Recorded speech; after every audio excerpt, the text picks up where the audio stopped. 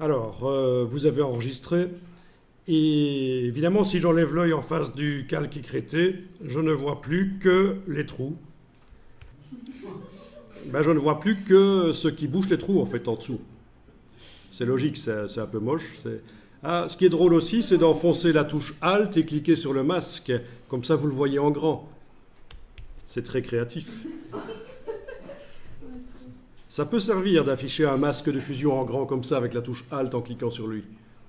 Mais dans ce cas-ci, ça ne nous sert pas.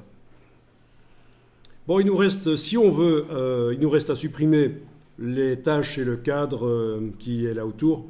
Et bien pour ça, on va sur le calque ici ajouter un masque de fusion.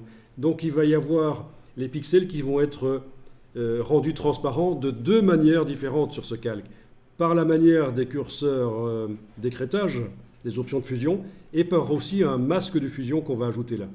Alors on y va, sans enfoncer aucune touche, vous cliquez sur l'icône, vous avez ajouté un masque qui ne masque rien pour l'instant. Donc c'est la même chose que d'aller dans le menu calque, masque de fusion, tout faire apparaître. Et puis là, vous allez dessiner en noir. C'est l'occasion de parler de faire des droites dans Photoshop, tiens au fait. Donc vous êtes bien en train de travailler sur la partie droite, c'est important. La partie masque.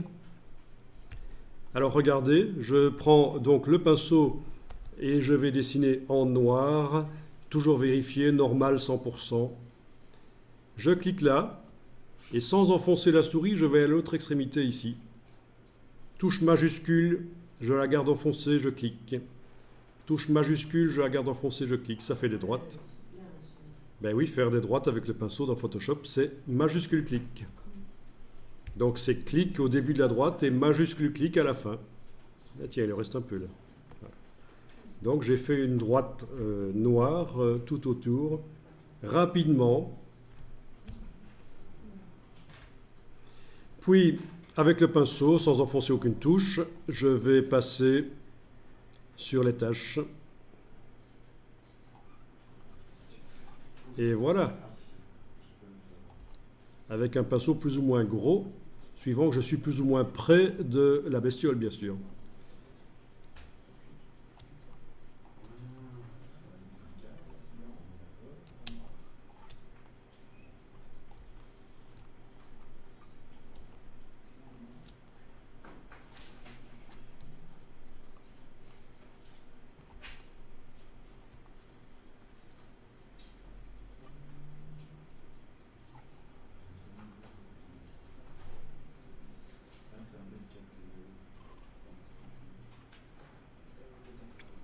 Et voilà.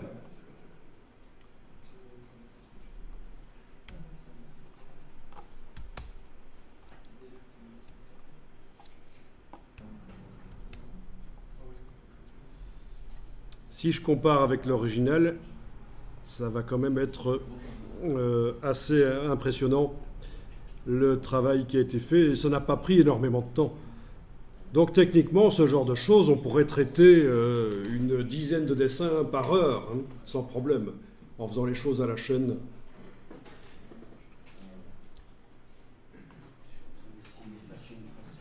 Si vous ne connaissez pas la technique, ça va vous prendre beaucoup plus de temps, bien sûr, et ce sera plus pourri comme résultat. On a encore la possibilité d'aller retravailler l'écrêtage si on veut. Double-clic sur la droite du calque ici, qui a l'écrêtage de luminosité. Et si on veut, on peut tenter d'aller remodifier la position des curseurs. C'est pas interdit malgré que tout est fini. Voilà.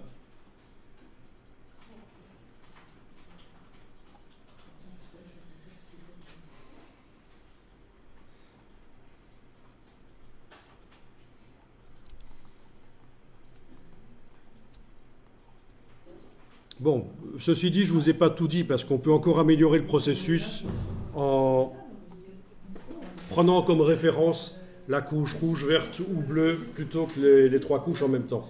Mais ça, ce sera quand on verra les feux d'artifice. Donc il est possible qu'on aurait pu encore mieux faire ici, mais petit à petit, on va y arriver. Avec les feux d'artifice et le feu, tout ce qui est extraction, d'explosion, on va pouvoir travailler là-dessus.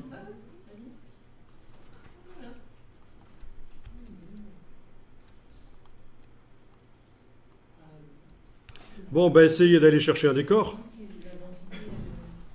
Donc par exemple ici, voyons un peu.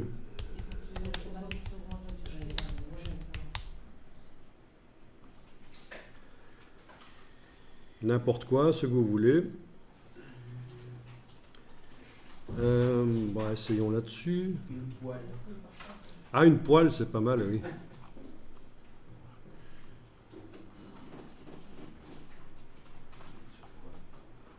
Donc je vais tenter d'aller chercher une image d'un rocher tout bêtement, si je trouve ça. Ou un fond, un désert, ce que vous voulez. Et mettre la bestiole dessus.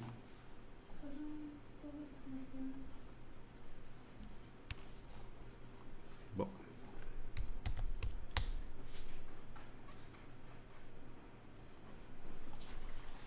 Oh ben on pourrait prendre une planche, oui, si je tape Wood ici. Wood, public domaine supérieur à 4 mégapixels.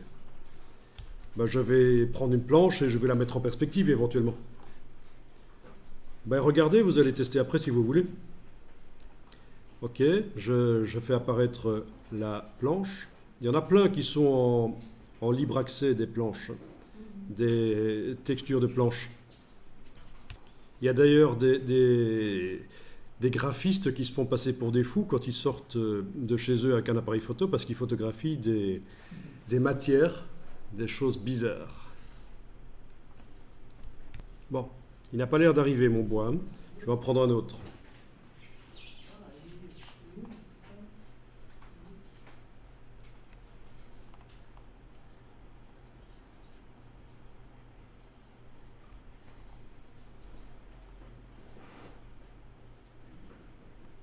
Ah, il est arrivé celui-là. Ok.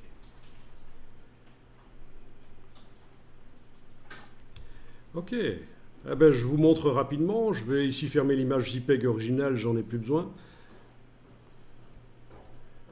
J'ouvre l'image du bois. Bien. Et je vais réunir les deux dans une autre image. Donc, fichier nouveau. Une image de, par exemple, 5000 pixels sur 5000. Peu importe la résolution. Choisissez bien pixels. Ça fait une image de 71 mégas. Attention, si à la place de pixels, vous avez gardé les centimètres, 5000 cm sur 5000, déjà c'est pas possible, c'est limité à 2540 et ça vous fait une image de 251 gigas. Et c'est là que je rencontre aussi parfois certaines personnes qui se plaignent que l'ordinateur est vraiment trop lent et que ça ne va pas. Donc attention à ça, c'est bien des pixels. Vous voyez, j'étais au maximum de ce que Photoshop peut faire, 300 000 sur 300 000. Ok, donc j'ai bien choisi 5000 sur 5000, ce qui est déjà beaucoup. Voilà, ça me fait une image blanche. Quoi, la résolution? Quelqu'un a parlé de résolution, mais enfin... Quand allez-vous apprendre que la résolution n'a pas d'importance? Ce qui compte, c'est de faire des images avec du détail, et après, quand il faut les imprimer, il n'y aura aucun problème. Alors, je déplace l'image du bois par l'outil de déplacement, je le déplace dans le décor ici. Également l'image du lapin, mais attention, l'image du lapin, c'est quoi? Mais en fait, c'est ces deux choses-là que je vais regrouper dans un groupe. Clic majuscule clic, nouveau groupe d'après décalque, ok, voilà, et je déplace le groupe. Et voilà, il y est. Touche F, vous allez faire après, hein, c'est facile à faire ça. Le fond blanc ne fait pas partie du lapin. Donc je n'ai pris que les deux calques qui concernent le lapin. Et plutôt que de les fusionner, parce que oui, ça c'est une maladie aussi chez les débutants, on veut fusionner les calques pour n'en faire qu'un seul. Pourquoi? Faites des groupes. Pourquoi vous voulez vous couper de la possibilité d'aller retoucher les choses par la suite, en fusionnant tout? Alors on ne dira jamais assez de bien du zoom arrière, qui est quand même une bénédiction, puisqu'il me permet de faire ce genre de choses. Je travaille sur le calque ici, je fais un CTRL-T, donc une transformation. Avec la touche CTRL, je prends une poignée du coin et j'étire, et voilà.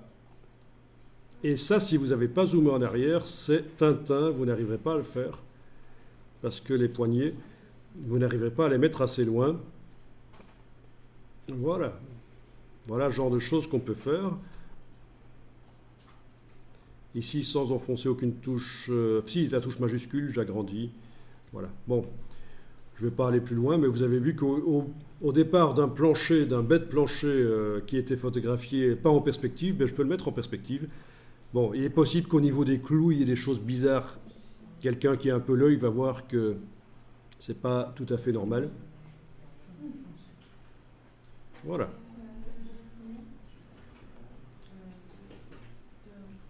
Alors il est possible que l'ombre ici, originale du dessin, n'ait plus de lieu d'être, et je vais pouvoir la supprimer. Par exemple en entrant et en dessinant en noir dans le masque.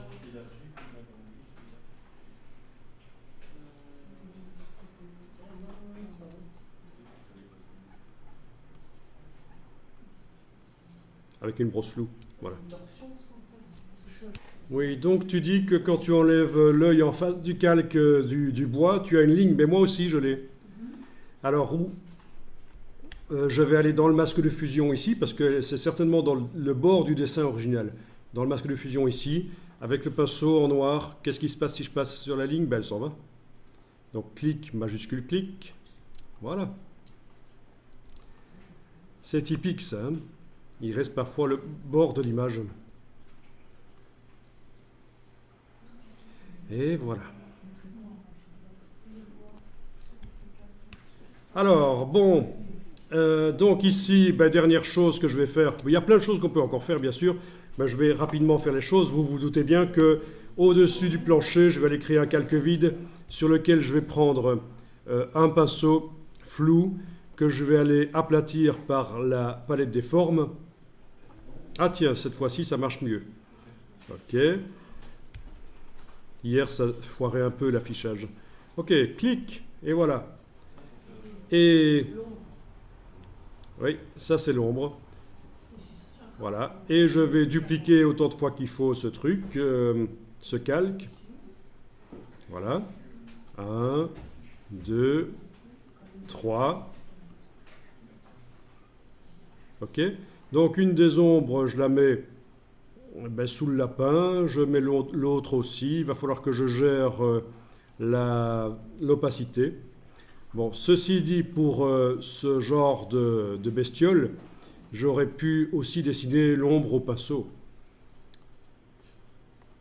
D'accord? Ben, je vais jeter carrément ces trois ombres elliptiques pour vous montrer qu'il suffit que je fasse peut-être bêtement un calque vide et aller dessiner au pinceau l'ombre en dessous.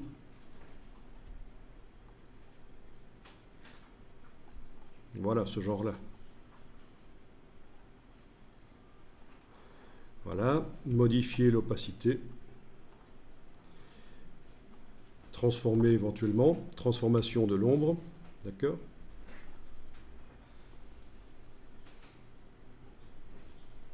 Voilà.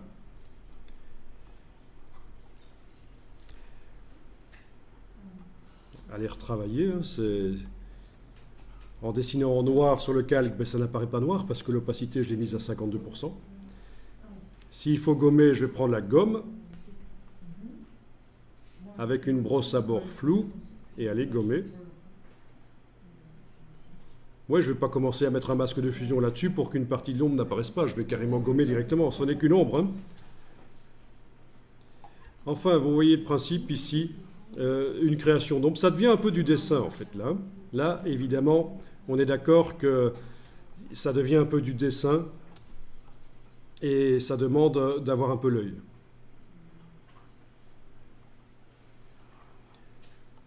Ça, vous ne faites pas nécessairement maintenant. Je vous montre juste ce que moi je ferai pour continuer ça.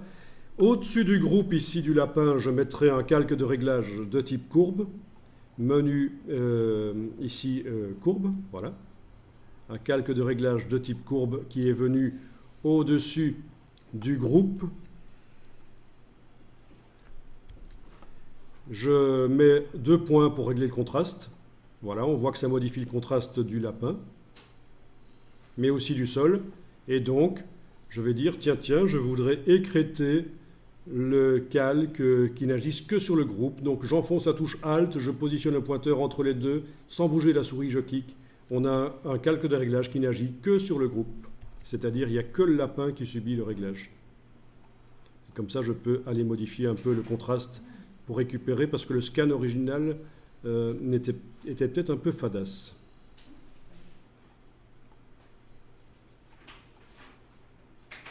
Même chose au-dessus du calque du parquet. Menu calque, nouveau calque de réglage de type courbe. OK. Je mets 2 points, j'arrive à modifier le contraste du parquet. Là, il n'y a pas besoin de l'écréter parce qu'il y a de toute façon que lui en dessous, il n'y a pas d'autres calques avec d'autres objets. Donc pas besoin de faire le truc de Alt, clic. Voilà. Ça va, ça c'est ce qu'on a fait hier sur le cheval en fait. Hein.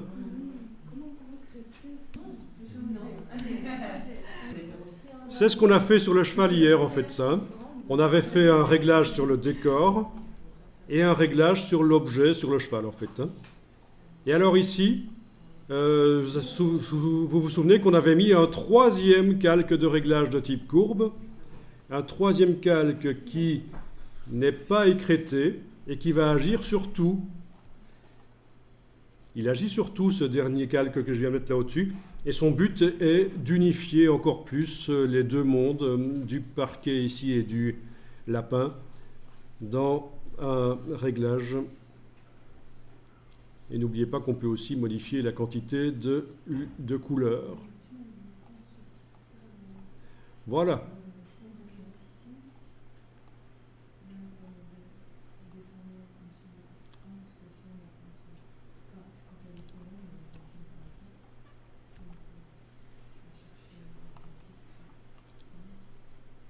Donc, je récapépète. Là, c'est l'image originale sans correction de courbe. Un réglage qui modifie la couleur du parquet. D'accord ? Un réglage qui modifie la couleur du lapin. Uniquement le lapin, enfin le lièvre, hein, vous avez compris, c'est une bestiole. Quoi. Avec la flèche qui descend sur le groupe. Ça n'agit que sur le groupe. Parce qu'avec la touche Alt, j'ai écrété. Et puis on a un autre réglage qui agit sur tout. C'est l'astuce pour arriver à faire les choses correctement. Si je veux voir avec et sans réglage facilement, vous vous souvenez qu'on a la palette composition de calque. On peut enregistrer une nouvelle composition de calque comme ça, OK. Et puis une autre sans les réglages affichés. Nouvelle composition de calque, OK. Et puis en passant rapidement de l'une à l'autre, on va pouvoir voir avec et sans réglage.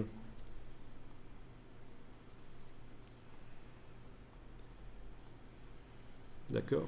Alors, j'entre pas trop dans les détails ici parce que j'aurais pu vous parler de plein d'autres choses, mais j'en garde pour la suite. Il ne faut pas amener trop de notions.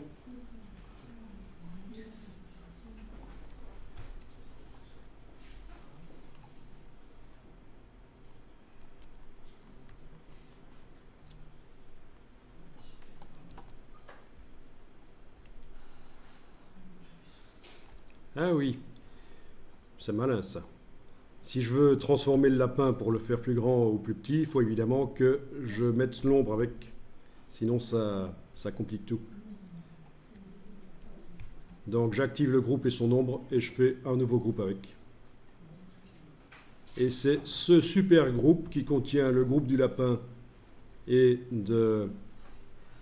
l'ombre que je vais transformer. Voilà. Et on pourrait aussi dupliquer ce super groupe et avoir plein de petits lapins derrière. Soyons fous. Alors, plein de petits lapins derrière. Des petits lapins comme ça. Voilà.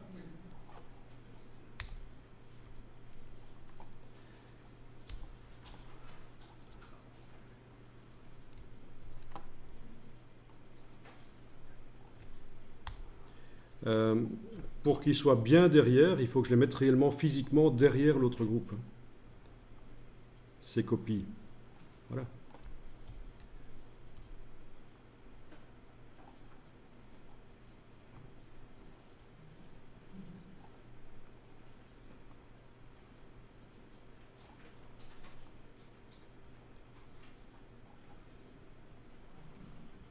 Enfin, vous voyez qu'on peut très vite délirer et faire des choses sympas, même en utilisant des images du domaine public et des images très connues comme celle-ci, détournement d'images. Il faut s'amuser et délirer. Et c'est vrai que pour l'instant, c'est peut-être un peu difficile pour vous parce que vous découvrez, c'est frustrant, vous ne vous souvenez pas où les choses se trouvent. Mais une fois qu'on a bien compris comment ça marche, ça devient très amusant et on peut vraiment bien délirer avec ça.